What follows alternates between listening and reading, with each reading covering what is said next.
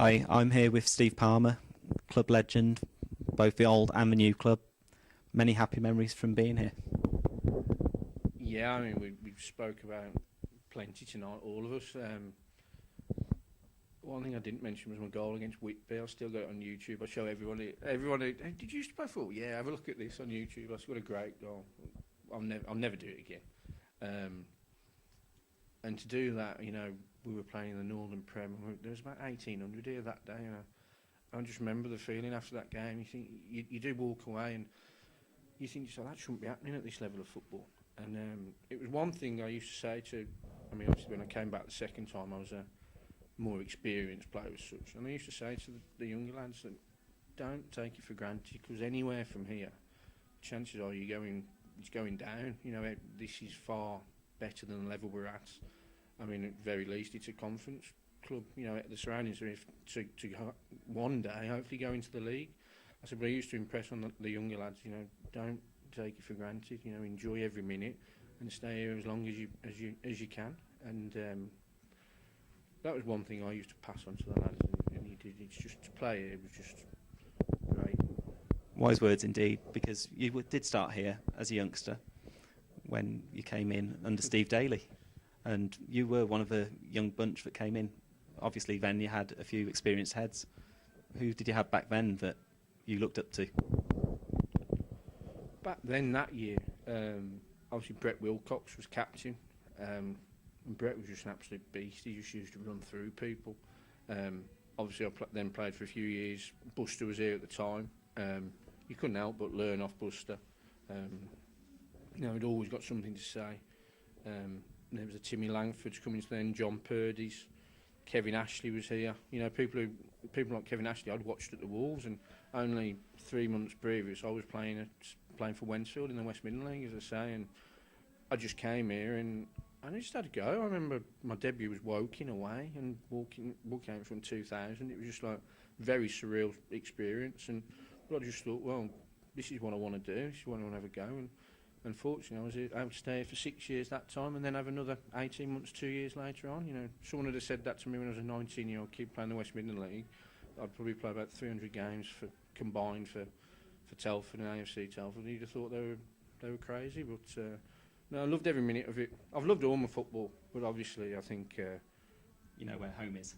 Yeah, this is home, as you say. It's probably a bit cheesy saying that, but it is. This is what, as I said earlier, other than the Wolves result, it's the first result I look for, and it's something I'll always look for. Okay. Cheers, that's brilliant. No problem, mate.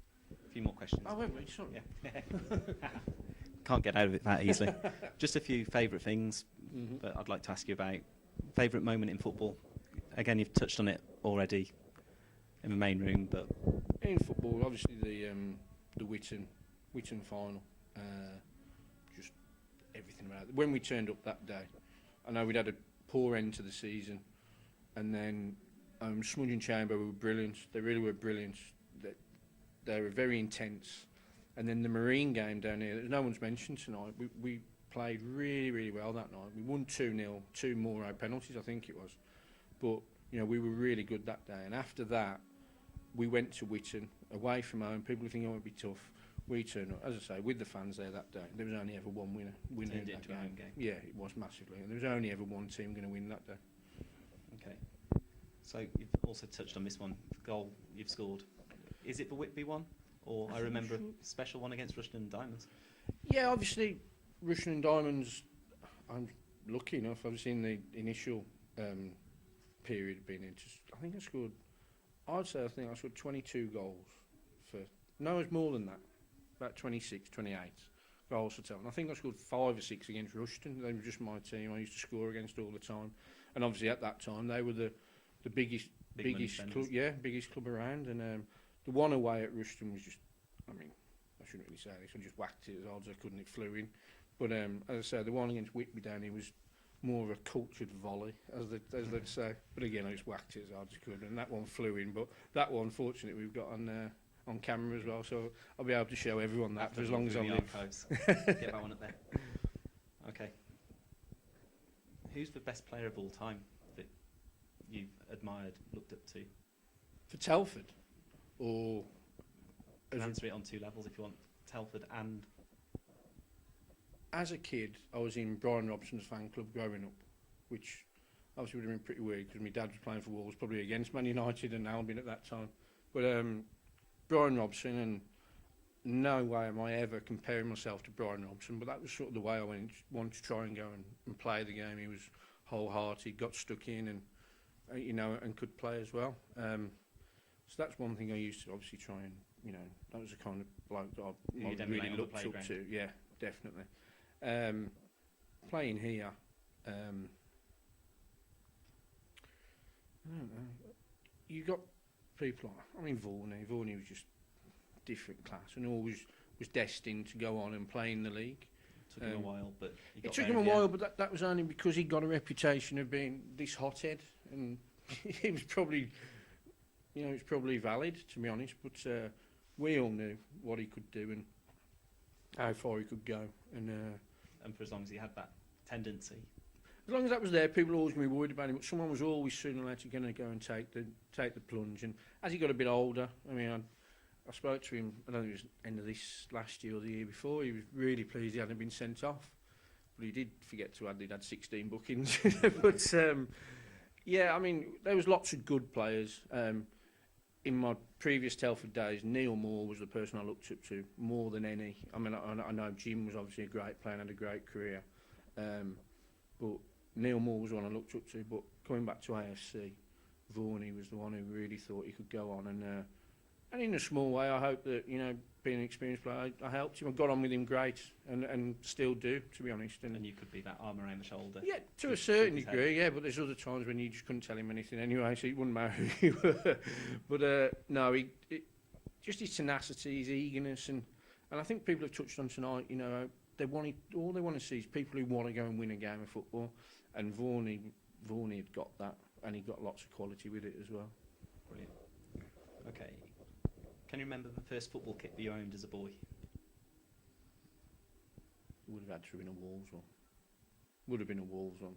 But I also remember my nan taking me to Blackpool, and for some reason she had to buy me a Man United hat, and then I brought it home, and then on the Saturday I'd go into the game with my mum to watch Dad play, and I had to wear this football hat, and as it was, Wolves were playing Man United that day, so I was in the Wolves end with my Man United hat on. I didn't really know what was going on, but it would have been a Wolves one. Obviously, from a very young age, everything was Wolves in my house. Okay. Your favourite pair of boots? Or whichever ones came free? Yeah. No, we did get some free early on. Then I had to stop paying for them. I had some Umbro Specialis that at the time Shearer and Owen were wearing. And I remember doing a photo shoot or something before a trophy game, and they told us to bring our boots, and we got our boots hung around our neck, and John Ford said to me, you should send that off to Umbro and see if you get anything. And I thought, I'll give it a go. Sent it off and never heard anything. So no. I don't tell anyone to wear Umbro anymore. Fair enough. What's your first childhood memory of football? Probably again being down at Wolves. Wolves, watching Dad play. Yeah. All very fuzzy because obviously I'd probably been down there younger than most kids would. When does it start to become a little bit clearer?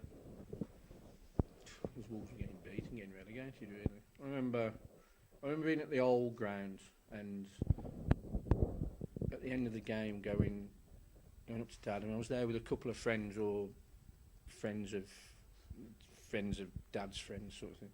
And I pestered him if I could go on the pitch, and he said, "Yeah, go on the pitch." He said, "If anyone says anything, just tell Jeff Palmer said you could." And I remember just running around on the pitch. We hadn't got a ball or anything, and in front of the stadium seemed massive. It was old and decrepit then, but to me it was the best place in the world. And the groundsman came out and went absolutely ballistic.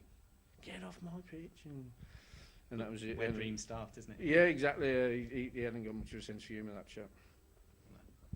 Going back to school, what was your favourite subject?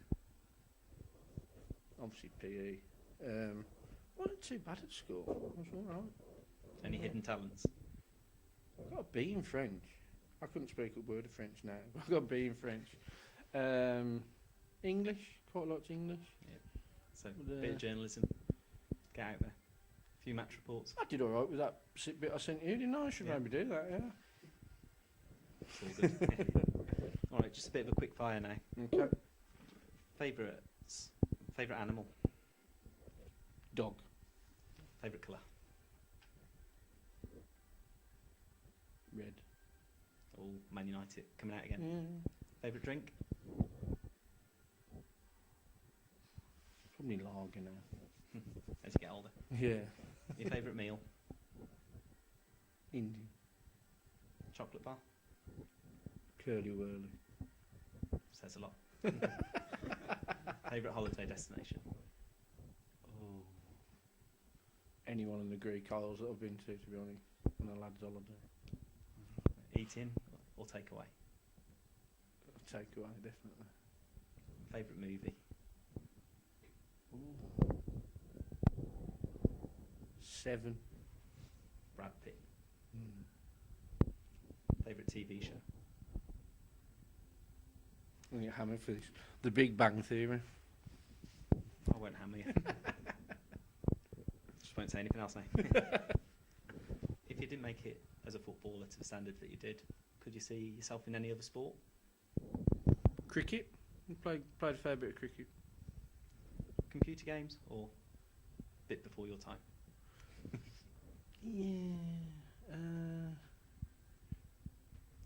Street Fighter. Used to play that a lot. For the SNES? Mario Kart, yeah. Street Fighter and Mario Kart. Things you do to relax away from football, although you've taken on more than you can chew now. Yeah, I don't get a chance to do much. Yeah, go and watch other football matches.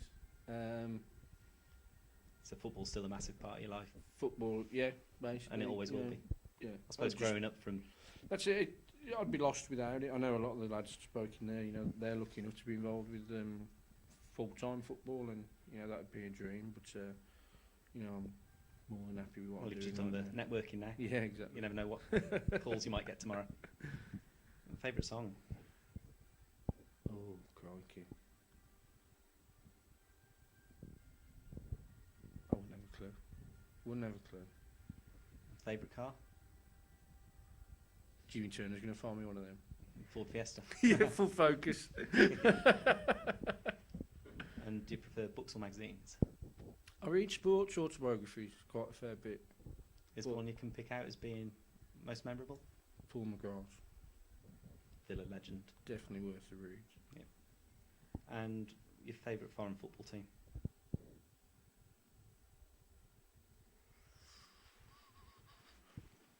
I'm going to come from one no one else has told it. Sturm Graz. My nan's from Graz, so Sturm Graz. Wouldn't know how they're getting on, but they are someone to say that no one else Something would different. say. Exactly. No Barcelona, Real Madrid or Bayern Munich. Sturm Graz, I'll go. Okay. Well, that's brilliant. Steve, thank you for your time. No problem. Thank Cheers. you. Cheers, Rob.